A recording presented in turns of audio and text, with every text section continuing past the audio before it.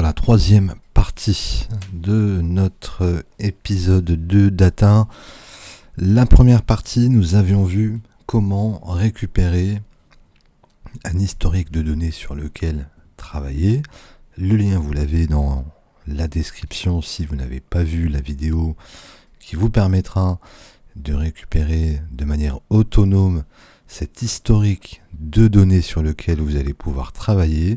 L'épisode 2 était consacré à comment est-ce qu'on active dans Excel cette fonctionnalité cachée qui est le solver et qui va nous permettre de résoudre notre objectif, aussi complexe soit-il, qui est de trouver les bornes optimales pour optimiser nos gains.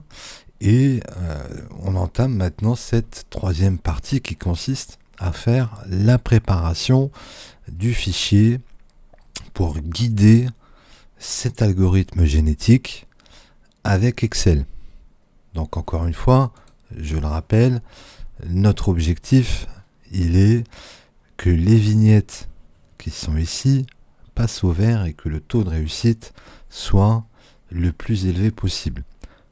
Pour notre exercice, puisque le but de cette vidéo, c'est de vous donner de l'inspiration et ce n'est pas de vous mâcher le travail, vous allez devoir vous-même manipuler, faire parler votre intuition et votre expérience. Ce que je souhaite vous transmettre, eh bien, c'est de la connaissance. Et c'est votre matière grise qui va faire la différence.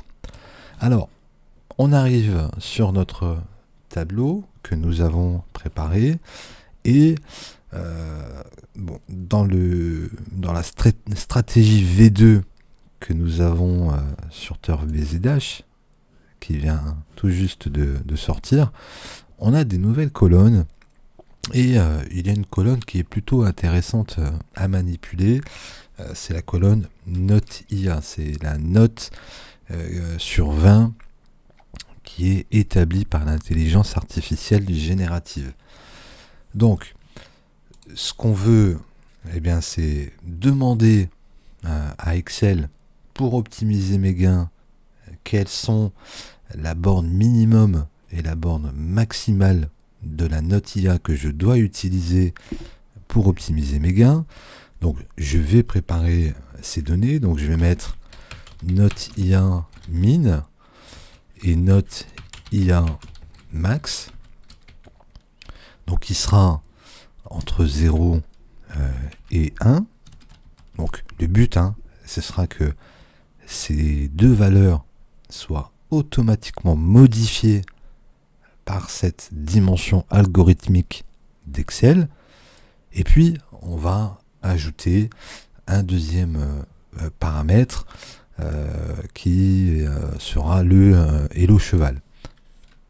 Donc encore une fois, c'est un exemple que je vais donner et vous pourrez rajouter davantage de variables pour Excel. Donc là aussi, c'est un minimum et Hello Cheval maximum.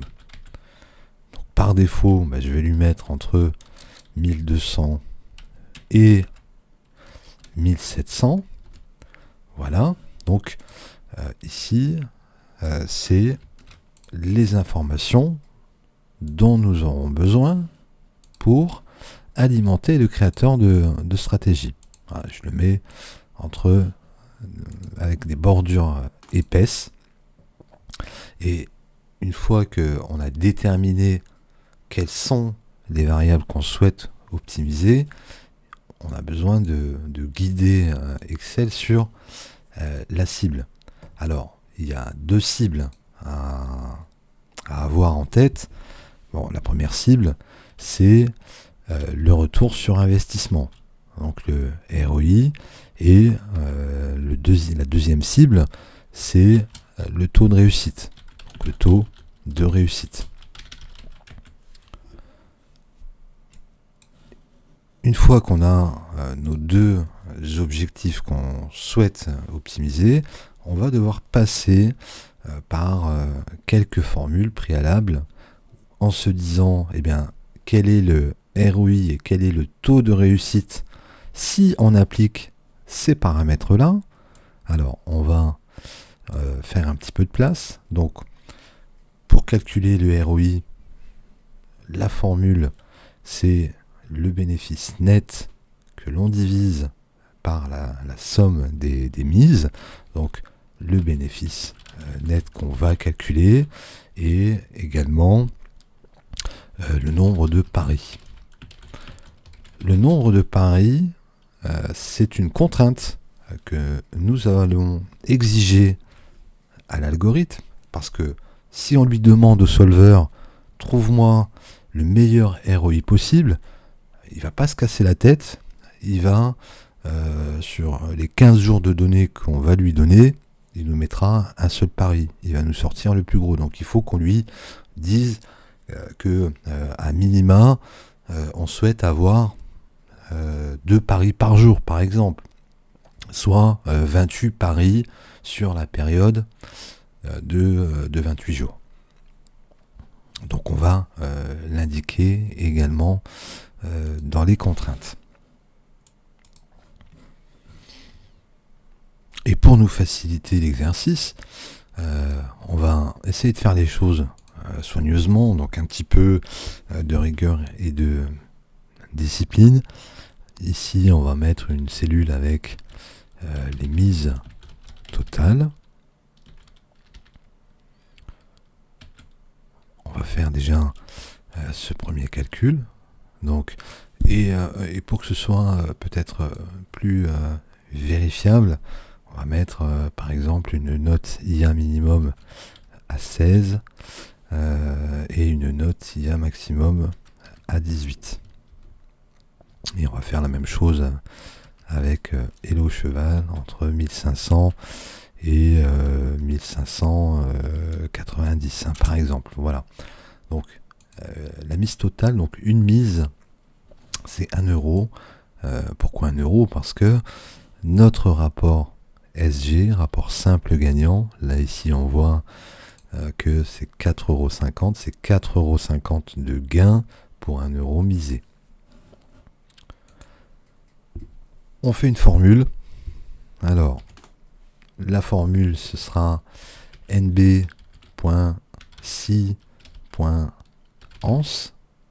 puisqu'on a plusieurs critères qu'on va prendre en compte. La plage de critères, eh bien, on en a une, c'est la note IA. Donc, je sélectionne la colonne entière de note IA. Le premier critère, donc c'est la note IA minimum. Donc je vais lui indiquer là, entre guillemets, il faut que note IA soit supérieure ou égale. Et je rajoute l'esperluette et je clique sur le minimum, donc qui est ici. Et j'ai oublié une guillemets. Donc vous mettez en pause sur la vidéo pour bien reproduire la formule si la formule vous est inconnue. J'ai mon premier critère. Mon deuxième critère, c'est encore une fois la note IA, où je vais reproduire exactement la même chose, donc entre guillemets inférieur ou égal, que je mets entre guillemets, je mets mon esperluette pour lui dire quelle est la cellule qui est concernée, qui est 18. Et là, je vais avoir ma mise totale. Alors, j'ai mis 1 euro de mise, c'est comme si je comptais le nombre de lignes qui étaient concernées. Donc, on voit que sur l'intégralité de notre fichier, on a placé 765 paris. Alors, on va le vérifier. On va vérifier si notre formule, elle fonctionne bien. Donc, on a dit une note IA entre 16 et 18. Donc, ici, dans nos filtres, je mets est supérieur ou égal à 16 et inférieur ou égal à 18. Et donc, on voit, je ne sais pas si on le voit à l'écran, mais ici, on voit 765 enregistrements trouvés sur 5914. ce qui veut dire que notre formule, elle a fonctionné. Je peux effacer mon filtre et je reviens sur ma formule. Mais ça ne suffit pas, puisque on a indiqué que on voulait également avoir une optimisation des bornes sur le rating Hello Cheval. Mais je reprends tout simplement ma formule et je vais rajouter des critères supplémentaires. Donc là, qui seront des critères pour Hello Cheval. Donc on y va. On sélectionne la plage de critères, qui est la troisième plage de critères. Ici, on se laisse guider par les indications de la formule. Donc, Hello Cheval. Point virgule. Et là, je vais lui dire exactement la même chose. Donc, il faut que le Hello Cheval soit supérieur ou égal. Je ferme mes guillemets, je mets un esperluette pour lui indiquer quel est le Hello Cheval minimum, la cellule, ici, voilà. Et j'ai donc encore une plage de critères qui est la même, celle du Hello Cheval. Et je vais mettre entre guillemets inférieur ou égal. Je ferme même guillemets, esperluette et 1590. Une fois que c'est fait, eh bien, le nombre de paris que j'aurais fait sur mes 15 jours de données, 14 jours précisément, est un 382. Maintenant, on doit calculer notre bénéfice net. Alors, le nombre de paris, finalement, il est égal à la mise totale. Donc, je peux le supprimer. Enfin, ce qui est important, c'est que vous compreniez le principe et vous ferez beaucoup mieux que moi avec une page qui sera beaucoup plus propre, qui sera peut-être sur une autre feuille que sur celle-ci. Mais on va se contenter dans cette vidéo de comprendre le principe. Le bénéfice net, eh bien, il est de savoir combien est-ce qu'on a gagné en appliquant eh bien, cette borne 16, 18, 1500, 1590. Donc normalement, on sera déficitaire au regard du nombre de paris qui est très conséquent sur cette quinzaine. Et là, on fait, au lieu de faire NB qui est une comptabilisation du nombre de lignes d'enregistrement, donc là, on va faire une somme. Donc c'est égal somme.si.ans. Donc c'est pour faire l'addition. Et la colonne qui va nous intéresser, c'est rapport simple gagnant. Donc la plage de la somme, elle est ici. Et puis, on va reproduire nos critères. Donc, on va gagner du temps. Donc, j'enlève tout ça. Je reviens sur les mises totales. Et ici, eh bien, j'ai tous mes critères qui va me permettre de calculer le bénéfice. Donc, égal somme.si.ans,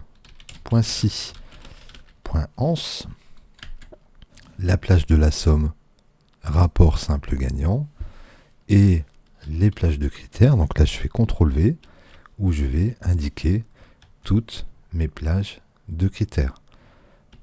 Donc ici, on a 243,7 euros, donc qui correspond à ce qu'on a gagné en appliquant ces plages de valeur. On fait une vérification. Notia entre 16 et 18. Et on avait le Hello Cheval entre 1500 et 1590. Il me semble que c'est ça. On fait la somme de rapports SG en sélectionnant la colonne. Alors je vois 382 enregistrements, ce qui est cohérent. Et vous voyez ici, j'ai 243,7. Donc mon calcul est correct. J'efface mes filtres. Et maintenant, il nous faut calculer le ROI. Alors pour calculer le ROI, la formule c'est le bénéfice net divisé par les mises totales. Alors ici on n'est pas vraiment, pour pas trop complexifier la formule et rajouter une imbrication, on va renommer ça, et ça c'est les gains totaux. Maintenant notre ROI c'est donc égal les gains totaux moins divisé par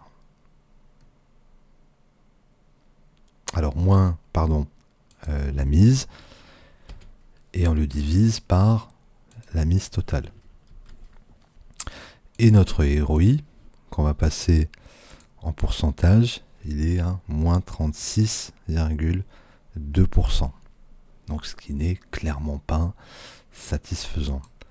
On a besoin également de calculer le taux de réussite. Donc il nous manque une cellule qui est nombre de paris gagnants. Et là, ce sera le même principe. On va reprendre tout simplement, on va reprendre là notre formule des mises totales et on va rajouter un conditionnel supplémentaire pour indiquer qu'on veut retenir uniquement lorsque l'arrivée est égale à 1. Donc je sélectionne la colonne position arrivée et je mets entre guillemets la valeur 1. Donc j'ai gagné 53 paris sur les 382. Notre taux de réussite, il est donc égal à 53 divisé par 382. Donc un taux de réussite qui est faible puisqu'on est autour des 14%. Donc on a notre fichier qui désormais est entièrement prêt pour être confié au solveur d'Excel et améliorer notre résultat de ROI et taux de réussite, et je vous invite à en prendre connaissance dans la vidéo suivante.